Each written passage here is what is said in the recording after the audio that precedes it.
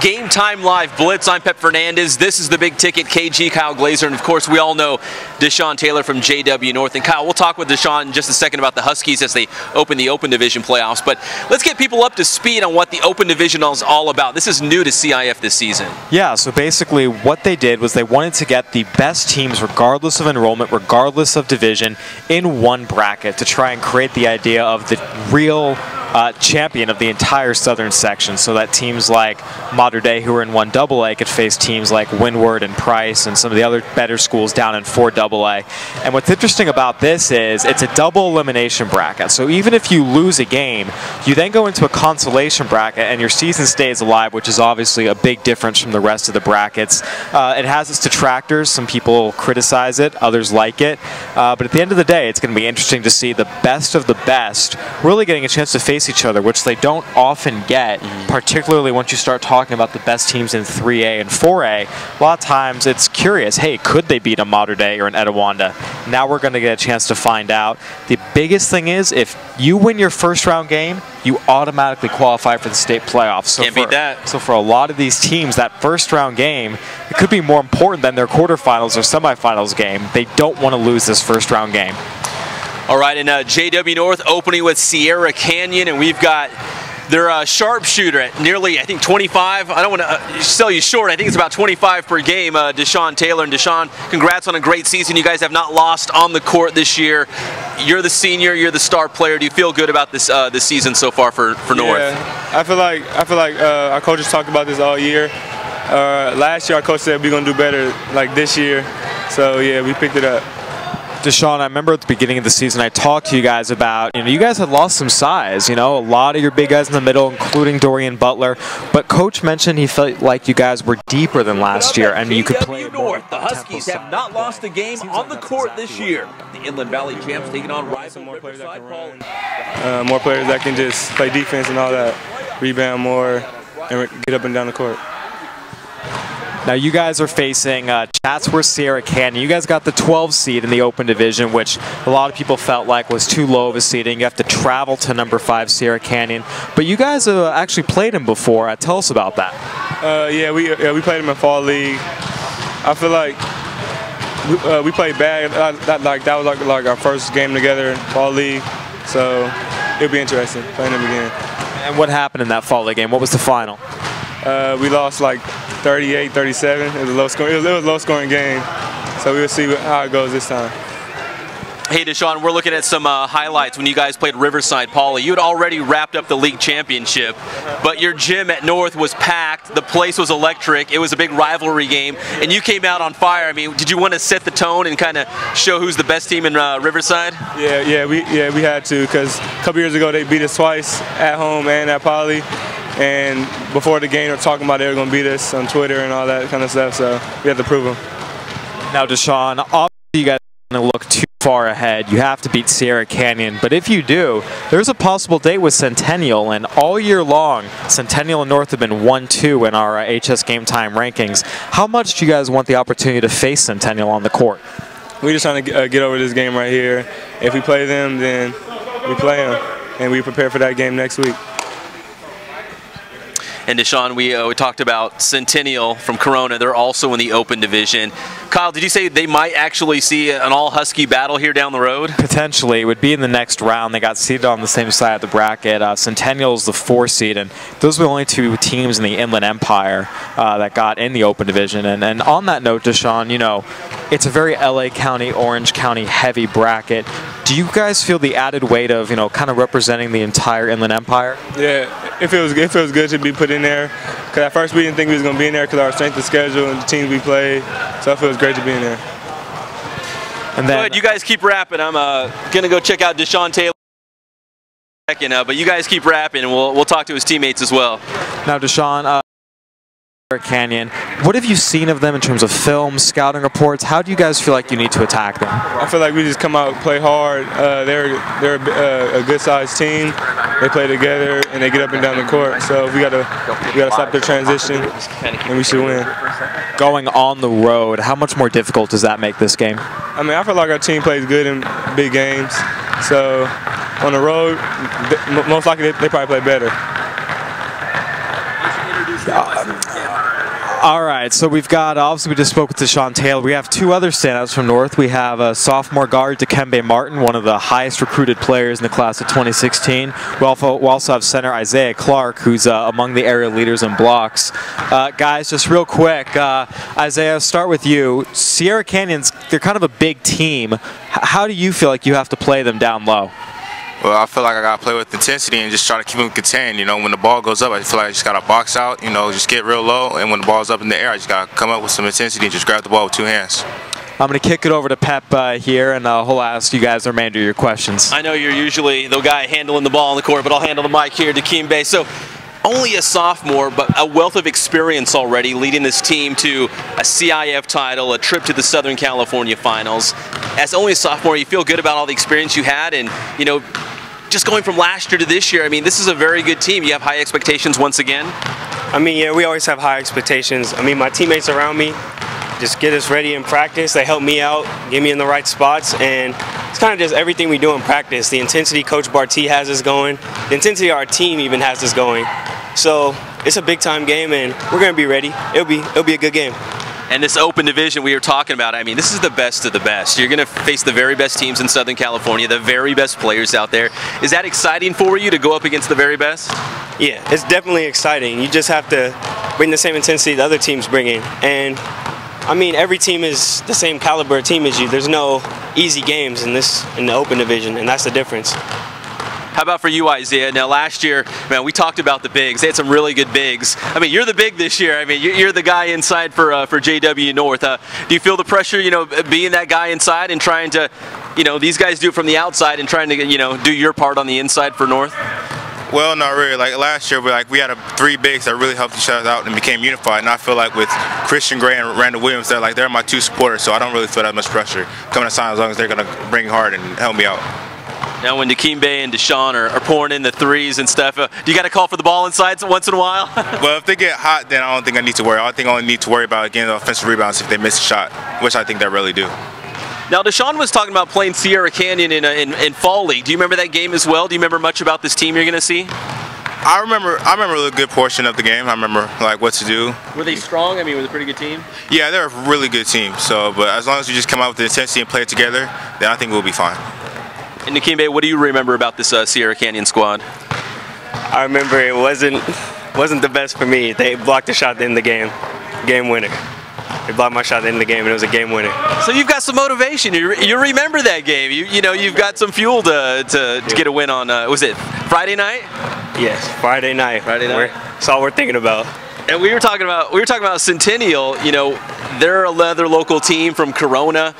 I mean, as a local IE guy, it would be awesome to see JW North and Centennial go head-to-head. But I mean, first you got to be Sierra Canyon, and they got to hold up their end of the bargain as well. But, I mean, did you guys kind of look at the brackets and thought, whoa, Centennial's kind of down the road. That'd be fun.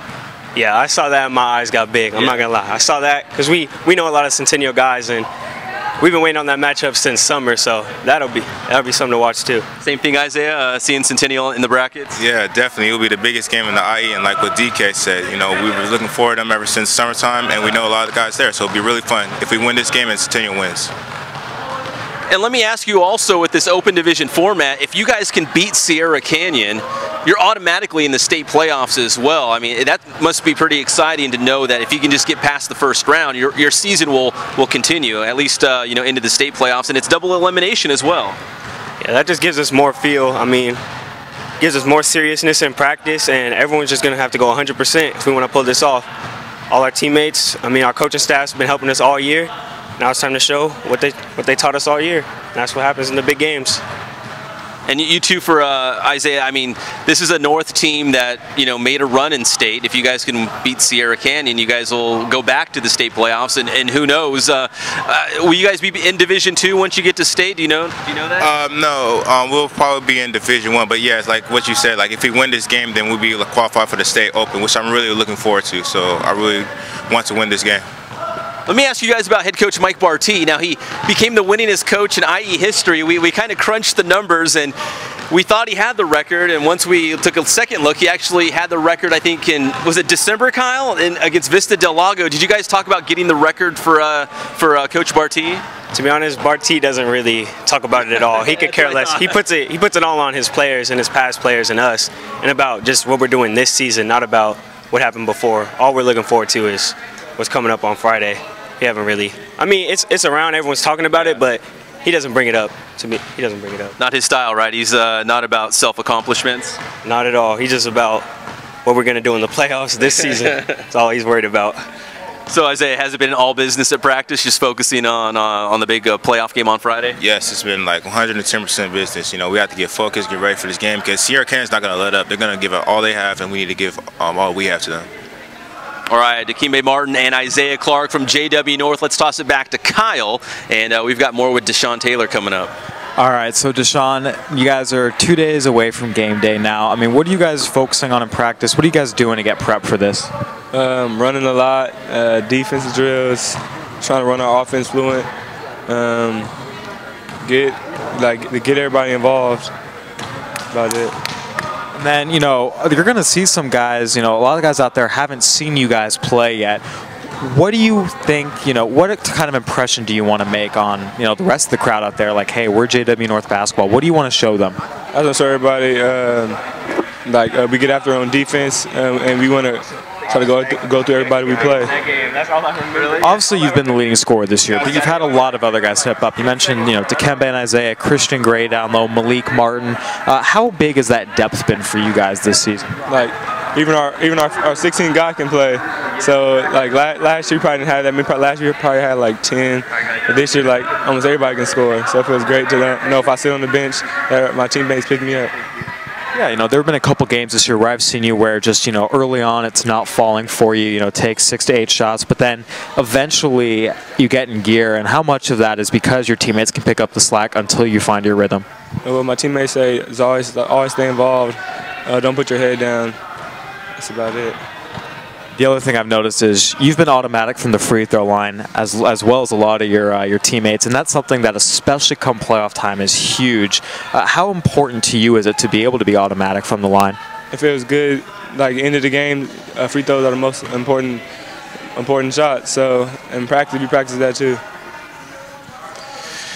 Well, I think we've pretty much asked him everything we can ask him, Kyle. I want to see Deshaun put his talents on display out here on the court. So, Deshaun, we know you can shoot the rock. Yeah. You can pile it in the rim. Can we see you take a couple half-court shots? We'll give you 3 shots. Do you think of the 3 half-court shots you can drop one in? Yeah, I think I can. All right, go for it. There's a ball rack right there. Kyle, why don't you do some play-by-play while I man the camera back here? All right, I'll get out of the way so I get a clear, unobstructed view. So, yeah, I mean, Deshaun's averaging 25 a game. He's hit his fair share of threes, and you know, I remember a game against Rancho Verde a few weeks ago. He hit a 3-pointer right near the halftime buzzer, and he was just about in front of the half-court line. So let me ask his teammates real quick. DK and Isaiah, does he hit half-court shots quite a bit? Yeah. Yes. I've seen some crazy stuff after practice. All right, you guys probably can hear because we don't have the mics on it, but they both said yes. Come here, guys. So you said he's hit some crazy shots in practice? Yes, almost every practice. I see some. All right, here he goes again. Oh, all right. That's 2. We'll give him an extra. I don't think we weren't calling the first one. Besides, keep in mind, he's not warm yet, so it's not too far away. You want one more? He's getting close. He's feeling it. He's going to get some coaching from Cliff, our adrenaline basketball coach here. Ooh. Oh, it's almost there. All right, but you see he's on point, you know, just a couple inches here or there. Isaiah, DK, 3 seconds left. Deshaun Taylor's got the ball at midcourt. Last shot, Deshaun. You're down by 2 to Sierra Canyon. This is it for the win. Oh! Well, hopefully the playoffs will go much better when you guys play Sierra Canyon on Friday. And Kyle, let's go ahead and have a seat here. Hey, Deshaun, thank you so much for coming down. We really appreciate it. And big thanks to your teammates as well. Thank you. And thank you guys, and best of luck on Friday. And I'm sure everyone around is hoping that Riverside North can win their game and set up that IE matchup with Centennial. It's definitely something that I think a lot of people have wanted all season long. When you consider, since the preseason poll, Centennial North have been 1-2 in that order. North has yet to lose on the court this season. They have a great opportunity to prove they're not only one of the best in the IE, but really one of the best in the southern section. The other thing to keep in mind, Pep, is they were the only team selected for the Open Division out of Division 1A. There was mostly teams from D1AA and a couple of the small private schools from D3 and D4. So really, North is kind of representing their entire division in a way as well. Yeah, North, last year they won that CIF championship, and they didn't face maybe what you would consider a big dog like a Mater Dei or whatnot. Well, it was in 2AA, and you have to win the division you play in. So this is definitely a step up in competition. And the other thing to keep in mind is they had some really good wins during the regular season, beating Bishop Montgomery, beating Folsom. But they haven't faced any team really as tough as what they're going to face on Friday with Sierra Canyon. 5th in the Open Division. That's essentially saying they're, probably a top 10, top 8 team in the entire state. So it'll be interesting to see how North does on the road against such a talented opponent. And we talked about a possible Centennial matchup. I know we're all licking our lips hoping that could happen if they can each get past their first round opponents, and all Huskies, all IE battle coming up. Let's talk about Centennial for a second. 24-2 on the year, some quality wins, 10-0 in a tough Big 8 league. And I saw you blogged yesterday, Cedric Bearfield committed somewhere, right? Yeah, Cedric Bearfield committed to SMU, good old Southern Methodist, which is a rising program. They hired Larry Brown, the famous coach who won both an NCAA title with Kansas and an NBA title. And he's really with the Pistons, and he's down at SMU, a rebuilding project. The Mustangs entered the top 25 earlier this season, and they recruited Bearfield. I mean, that's a big get for them, considering he's considered one of the top guard prospects in all of the class of 2015. So SMU could be a rising program. We'll see how long Larry Brown sticks around, though. And if there's a guy that knows how to get players to the NBA, it's probably Larry Brown. And he's done great work with guards throughout his career. I mean, you think back all the way to his days at Kansas through the NBA. He's always seemed to do the most with guards. Think Chauncey Billups with the Pistons, Allen Iverson, of course, with the Sixers. Go back to Danny Manning. I mean, you've got so many really, really good players that have come out of the backcourt for Larry Brown. Centennial and JW North in the Open Division, just your gut feeling. Do you think either of these reach the finals? Which one goes deeper in the playoffs? I think you have to give the edge to Centennial just because they've played a tougher schedule. They've seen the higher quality of opponents. And I think as good as JW North is in terms of 1 through 9, Centennial's even better. So I think the combination of depth, experience, and just general, frontline talent, as good as North's frontline guys are, Deontay North and Cedric Bearfield are, probably the two of the 3 best in the entire county, in the entire Inland Empire, I should say. So at the end of the day, I think Centennial would probably get further. That said, anything can happen with these 16 teams in the Open Division. This is not a typical bracket where you can pretty much assume number 1's going to beat the 8 and so on and so forth. This is all these programs are elite. The 12 seed, in this case North, can beat a 5 seed in Sierra Canyon, just as the 13 seed, Sarah from Gardena, can beat the 4 seed Centennial, and you probably couldn't really call either win a tremendous upset. It's really going to be so close, and I would not be surprised if a lot of these games do come down to final 2 minutes, who makes a clutch shot here or there, and who hits their free throws. The little things are what's going to make a difference, and I think the vast majority of these games. Well, it will surely be exciting. We know we've had Vinny Fazio on here, former Murrieta Valley football coach, and he was all for a football Open Division. So basketball fans get their shot of seeing these kind of dream matchups between some of the top programs. We are live at Adrenaline Athletic Training in Riverside. A big thanks once again to Deshaun Taylor, Isaiah Clark, and Dikembe Martin from JW North for joining us. We really appreciate it. Not too far from their campus at JW North here at Adrenaline.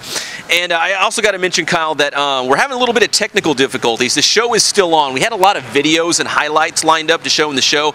If for some reason we can't get them on the Blitz tonight, they'll still be on the HS Game Time channel on YouTube. So don't fret, they'll still be there. But I don't know if we'll be able to roll them actually here live, excuse me, in the Blitz. We've given a lot of attention to Centennial and JW North. Let's talk about some other teams that we should keep an eye out for. Maybe teams that are going under the radar, but you wouldn't be completely surprised to see them string together a couple victories here in the playoffs. Well, I want to start by saying this goes for all sports. 99 times out of 100, a top 5 seed wins the whole thing in their respective division. The hard and fast of it is, if you're not in the top 5 seeds, it's going to be extraordinarily difficult to win a championship. You can make it to the semis, make a run even to the finals, but if you go back and look across all sports, it's really been those top 5 seeds that come away hoisting the trophy.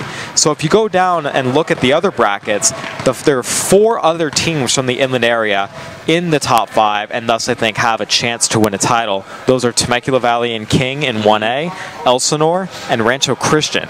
And within those 4, I think you could actually say Rancho Christian's the team with the best chance to win a title, considering they're in Division 5A, and they took, LA Cathedral to the edge the other day. Rancho Christian's been playing against much larger schools and really holding their own. I think that bodes very well for them. Temecula Valley with Justin Simon, they're probably going to have the best player on the court in every game they play, and that's an advantage in and of itself as well. That should lead the Golden Bears, I think, to a lot of success and possibly a title in 1A. 2 teams I want to point out are, one, Murrieta Valley. I think a lot of schools, or a lot of us, figured that in the Southwestern League schools that Murrieta Valley would battle Temecula Valley, at least finish in second. Great Oak did get second in league, and Murrieta Valley finished in third. But I think they've got a lot of talent, and a talent that's been around a little bit. So I wouldn't be completely surprised if they won a couple of games here in the playoffs. They reached the quarterfinals last year. 5 of their top 6 players from that team are back, so they'll be there. Another third-seeded team, if you will, that I think has a chance to do some damage is Redlands East Valley. They really had 2 bad weeks, and that's why they're in 3rd place. But take those 2 bad weeks away, they're 19-6 with wins over a dominant win over Great Oak. They hung with Roosevelt, pretty well toward the very end. They've seen some really good teams like Compton, who they were able to play with a little bit for a little while. I think when Redlands East Valley is right, they can beat almost anyone on any given day, especially down in 2A. So I think the Wildcats, they actually have a pretty good quartet. They have Moval, Citrus Valley, and Arlington in their quartet. I think that they're going to get to the quarters.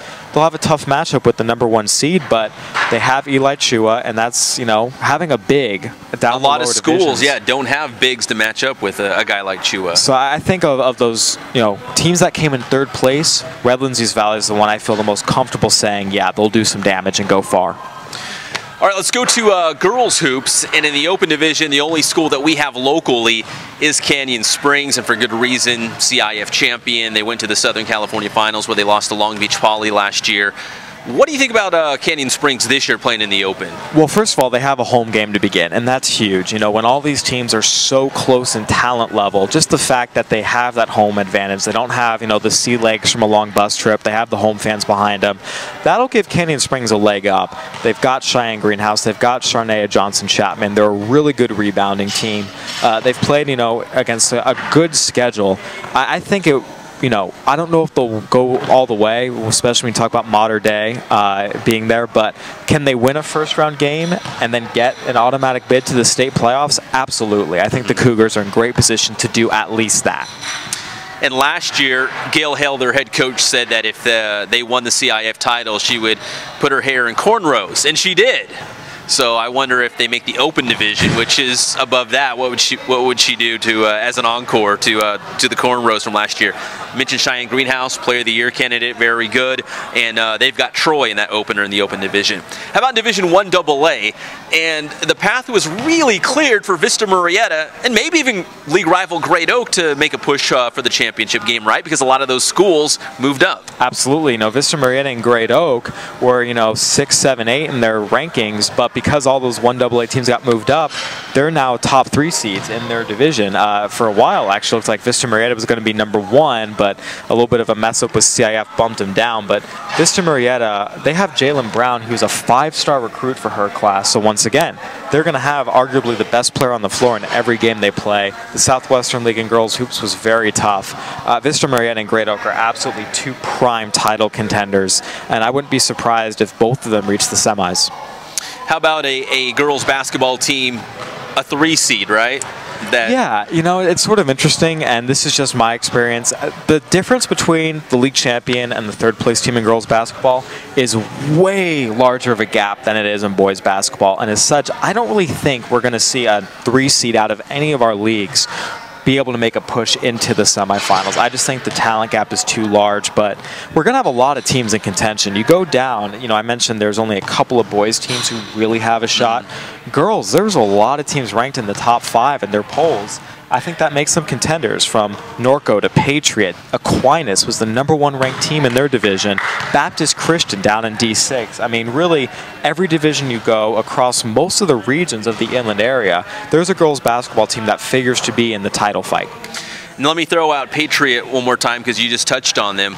I know they're not a 3 seed. They're certainly not a team that's going under the radar. But, you know, we talk a lot about, you know, the schools from the Big 8, the Southwestern League, Cajon, some of those schools, Canyon Springs certainly. But Patriot's a school that put together a really good year, 22-3 overall. They went undefeated in league play. I saw them a couple times throughout the year, and I think that's a team that we should keep an eye on that could go very deep in this CIF postseason. Absolutely. And you mentioned Cajon. They're always interesting because their schedule a lot of times leaves a lot to be desired, and that's why they didn't get in the Open Division despite going, I believe, 21-2 or 22-1, excuse me, and really blowing everyone out. It'll be interesting to see now, once they're in the playoffs, the competition steps up, how they respond. I think if they have a really good run through the end, that'll be their way of saying, hey, you should have put us in the Open Division, and then put themselves in great position to be back next year, because they have a lot of young talent that's coming back. Yeah, that's always an interesting dynamic when you see this record. It looks fabulous on paper, but it's like, who did you play? Who did you beat?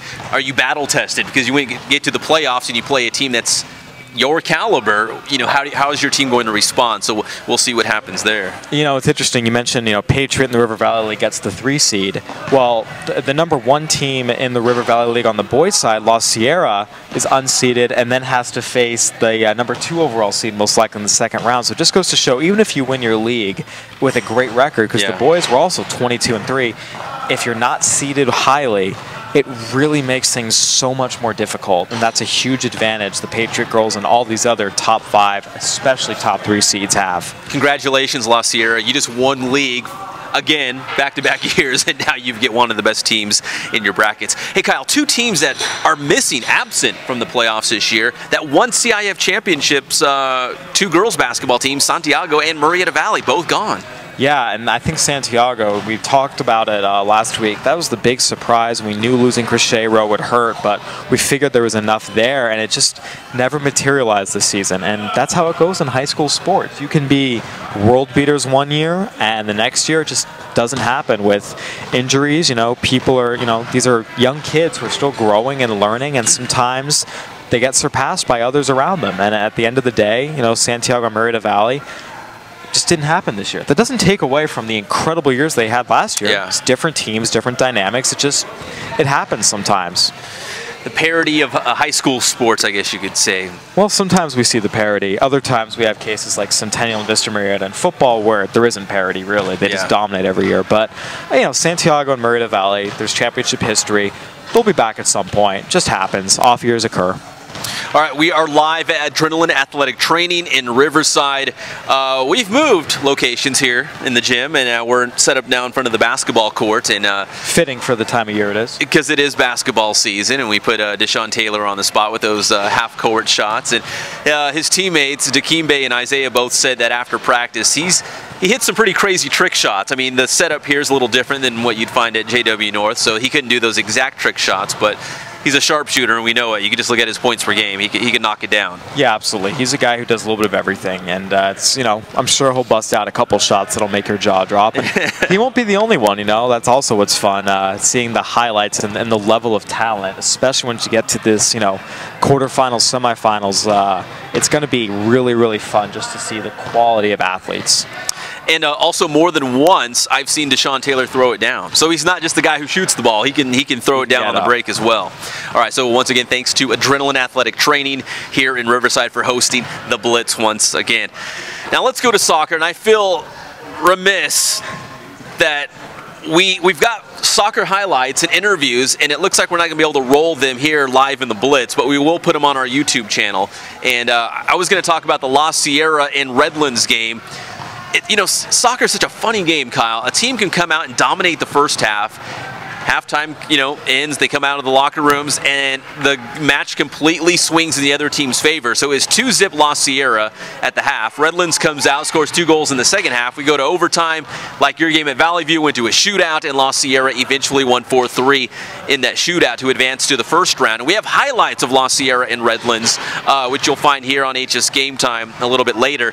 So that was a great win for La Sierra to advance in the Division III playoffs as a wild card. You had a Division I matchup at Valley View. Yeah, it was really just a great, evenly matched game. Valley View and J. Sarah, 2 great programs going back and forth. Both of them had their share of chances. There was no clear winner of either half. I mean, everything was just so close. They both had their runs. They both had their chances. They both had spectacular saves. And it went, 8 rounds of shootout. 7-6 was the final in this shootout. It was really just a case of who blinked first. Both teams, could have won it really at multiple points throughout both the second half and both overtimes, and really a thriller and a high-quality played game. It didn't look like a wild card game where sometimes you get 2 teams who you can tell just are a step slow or aren't as crisp on anything, and these were 2 teams that look like they can compete. Now let me ask you, here's my own personal thought. I would love to see high school soccer playoffs take a page from the NHL playoffs, and you just keep playing until someone scores. It's just something about me. I don't like the shootout to determine such an important game to advance in the playoffs. I'd rather see schools, maybe play 20 or 40 minutes, take a 10-minute break, go back out on the field. I want to see a goal. I want to see a game winner. I don't want to go to penalty kick shootout. I mean, what are your thoughts on a hockey-style playoffs? The difference with that is hockey, the average score now with the new rules is, 5-3, 6-4. Soccer, you still get 1-1. It's so hard and so rare to score in soccer, especially play all night. I'll bring orange slices. They could keep going. We have deadlines to hit, man. No, I think, it's just the nature of the game. PKs is really the best and only solution. I mean, they give them 2 overtimes, and you got to go. I say play all night. I'll bring the Capri Suns and the oranges if they get hungry, and we'll just keep going. Rice Krispie treats. And Rice Krispie treats. You can call the sports editor David Zink, say, hey, I'm not going to make it. We're playing well past midnight. This is a 300-minute match, so don't stay up. I won't be home. All right, San Jacinto boys soccer. We had some interviews with them that you'll find also here at HS Game Time, but they reached the Division V finals last year, one of 3 local teams to make the CIF championship in boys soccer. They lost to Saddleback 4-1, but they exacted some revenge in the Southern California Regional, beating Saddleback en route to that SoCal championship. So San Jacinto, another team that we should probably watch here. They beat Hemet last week, and I was there, Kyle. And I was told that if San Jacinto won, that they were the outright champ, and if Hemet won, Hemet would be the outright champ, and if they tied, Hemet would go into the playoffs as the 1 seed. That's what I was told. Well, I'm getting conflicting reports that because Hemet had more wins and San Jacinto had more ties in their league record, that they're actually still co-champions. I don't know. We're still trying to sort that out. Either way, they're both going to the playoffs. Yeah, and you mentioned San Jacinto with that successful run last year. It's always interesting to see how teams can build off of that, because on the one hand, it's a new year, new dynamic, but at the same time, those players can take that and really use it, that experience, to give them an edge over teams they're going to face, especially in the early rounds that aren't quite as sharp.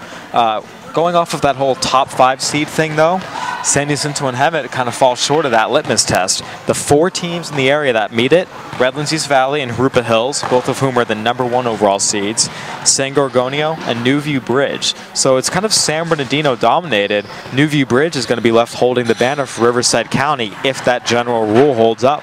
All right, San Jacinto, so the gauntlet's been set. You got an uphill battle according to Kyle's formula over here for predicting playoff winners.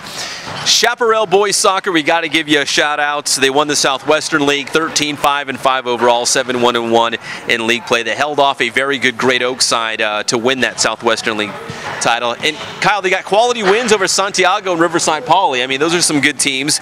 And now they've got Pacifica, I believe, from Oxnard in the Division III playoffs on Thursday. Yeah, we mentioned, I really think playing in a really good league absolutely helps you. The Southwestern League we've been over again and again is a very high quality league. Chaparral, it's going to be interesting to see. They weren't ranked, but at the same time, to win that league, you're a good team. And so I think that they absolutely have a chance to, pull an upset here or there. And once again, soccer, I think, is the ultimate sport where, the rankings can get thrown out more than maybe some of the other sports just because of, 1 goal, a couple of inches being the difference. Yeah, soccer is one of those games where you can see a team dominate an entire match, but the other side gets just one good look at the goal. One counterattack, and it's done. And that's done, yeah. So we'll see what Chaparral can do, but like you said, if anything, they've been battle tested. They went through a tough league play, so they will be ready for postseason action. Now we make the transition to girls soccer, and we'll keep it in the Southwestern League. Temecula Valley, Chaparral, Vista Marietta all kind of beat each other up.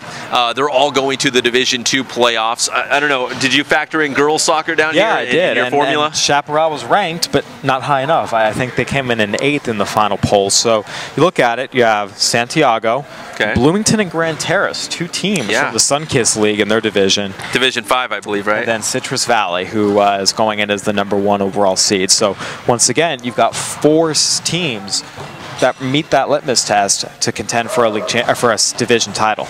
Yeah, Citrus Valley should roll to that CIF title in Division 6. In Division 5, you mentioned Bloomington. That's also the division that has like Hemet, Tockwitz, Beaumont, so a lot of local teams. A lot of those teams were ranked, in that 5 to 10 range. So it's not saying these are the only teams ranked, but they're the only teams in the top 5, which, as we mentioned, so not long shots, just kind of outside of that top 5, just outside. So we'll see how it goes down. And once again, this is just to win the whole thing. A lot of times you see teams in that 5 to 10 range, or even unranked, make it.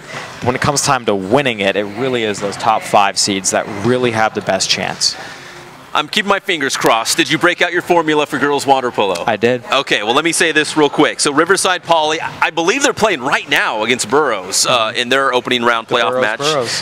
Is it the Burroughs? I think it's Pasadena Burroughs. It's, Burbank. Is it Burbank Burroughs? Okay. If it was the Burroughs, I'd be there right now. That's my favorite team outside the area, of course. So that's Division 5. Now, Riverside Poly went to the finals last year. They lost to Crescenta Valley. But this year, Kyle, they've already beaten Crescenta Valley.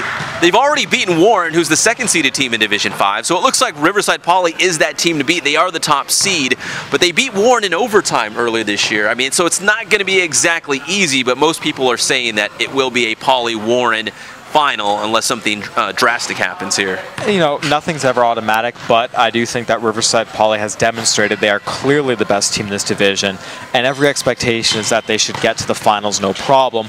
Once you get to the finals, anything can happen. But at the end of the day, the Bears do have a reasonable expectation that they should be, CIF champions. Okay, so I'm going out on a limb that Riverside Poly meet your criteria. Yes. What are the other teams that also fit in this top 5? Marietta Valley, Redlands East Valley, Hillcrest, and Notre Dame. And Hillcrest is interesting because this is the first girls team ever to reach the postseason for them. They're not varsity in a lot of their sports yet, but they went into varsity water polo down in Division 7. They're the 4 seed. I'll actually be at their first ever playoff match tomorrow against Fontana, I believe. So it'll be interesting to see if Hillcrest can make a Cinderella run in the first year of existence. Yeah, that would be exciting. And I believe there's also a doubleheader at Hillcrest, right? Is La Sierra playing water polo as well on Thursday? Yeah, La Sierra's playing at 3, Hillcrest at 5. I'll be at both. All right, Mr. Water Polo. We've got to mention wrestling because it's a big weekend for wrestlers. CIF individuals taking place Friday and Saturday. The Eastern Division is taking place at Citrus Hill High School, and I didn't see it, but I think the story ran today of a guy did a story on Isaiah Leyva out of San Jacinto High School, and here's the deal on Isaiah Leyva, Kyle. He was runner-up at CIF last year, went on to reach the state tournament, won his opening match, but he finished 1-2 at state. He was number 10 in the state at 182 pounds, and he decided to bulk up a little bit. He's going 195. Now, that's all great. But here's the real story on Isaiah Leyva. He's a homeschool kid, and the San Jacinto coach saw him doing some youth wrestling and, kind of convinced his family and Isaiah to, give public school a try. So he did. He went to San Jacinto, and look, he turned into a great wrestler. And as great of a wrestler as he is, grappling is maybe his second favorite thing to do because he loves to sing. He's going to go to Cal Baptist University on a choir scholarship and sing. He doesn't even know if he's going to wrestle at CBU. From what I've been told, the CBU coaches, wrestling coaches love him. They'd love to see him on the mat, but right now he's going there to sing. And his favorite type of music, you want to care to guess what his favorite music is? I don't know enough about choir singing to get into the genres. Well, Kyle, you're a baseball guy. This is a real curveball. He likes heavy metal. Okay. So a choir guy that loves heavy metal. So I think that was in today's paper. But one of the good kind of human interest stories of a local wrestler. Yeah, you know, many different talents. I think a lot of times people see athletes that are doing certain things and make assumptions about them. Oh, this kid, you know, this guy's a big lineman. A lot of times they're good at art, good at, the things that maybe they're not what you initially think. Yeah. And you got to remember these are human beings with a lot of different interests, and never judge a book by its cover. And the guy's a great wrestler, and he can also bring the house down with his voice. And it's cool to have such a wide range of talents. Yeah, it reminds me of a college wrestling match I once covered, and one of the wrestlers, before he went out to the mat, he sang the national anthem. He got up there and sang it and belted it out, and then I think he pinned his guy. So great wrestler. Don't make fun of him singing, because he could bring it too on the wrestling mat. So it's the individuals. We just had the team championships, the dual team championships, the previous actually 2 weeks ago. So it goes individuals this week, then masters, which will be at Citizens Business Bank Arena, and then of course the state meet up in Bakersfield. And according to Stan Holmes, the San Jacinto coach, Isaiah Leyva has a great shot, even though he's not ranked at 195, because he spent most of the season at 182. Coach Holmes still feels like Isaiah has a great shot at placing and winning a couple of matches at the state tournament. Have you done the state tournament before? I haven't done state, but I've done masters, I've done individuals, and it's going to be interesting to see. I mean, we've talked about the Santiago guys. They have 3 guys that have been ranked in the top 5. Tristan Sutton over at Hemet, Nolan Kistler at King, Uzo Owama, I'm sorry if I butchered that name, at Bloomington. There's a lot of wrestlers that are going to be in contention here as we move forward throughout the wrestling postseason. Well, if you can do a water polo doubleheader, I think you can handle the wrestling state meet if you want to do it. It'd be cool to check out. I've heard so much about it.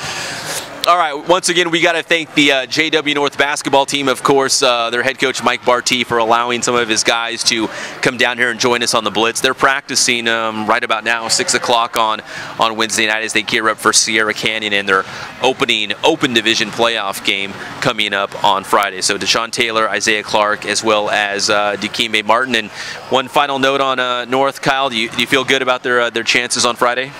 Yeah, it's going to be tough. I don't feel comfortable. This won't win me many popularity points. Can North win this game? Yes. Am I going to pick them to?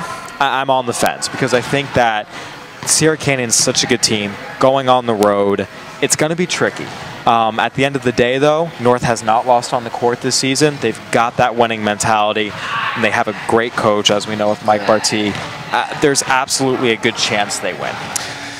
For sure, they will be prepared. Mark Barty will have his team ready to go against a very good Sierra Canyon squad. I don't think we'll see many blowouts, if any, throughout the Open Division. Sometimes with our other divisions, you'll see that those first round game, or two, 80 to 35, yeah. or even a good 15-point win.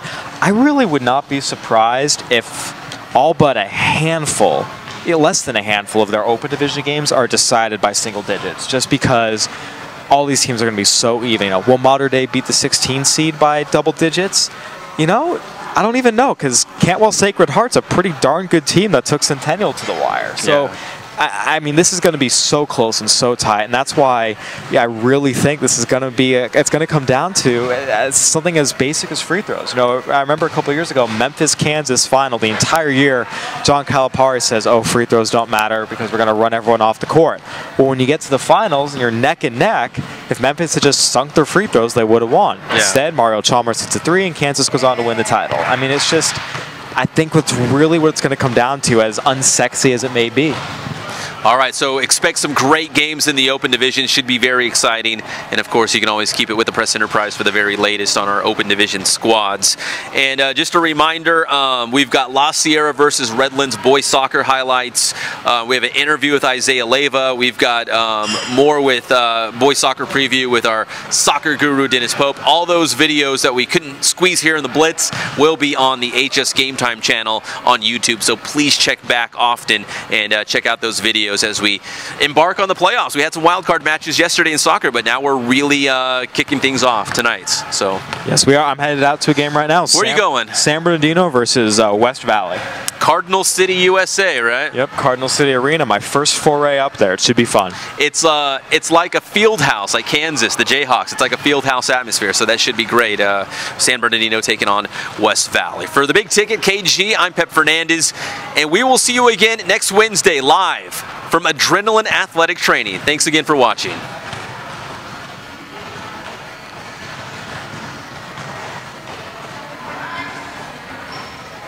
Nice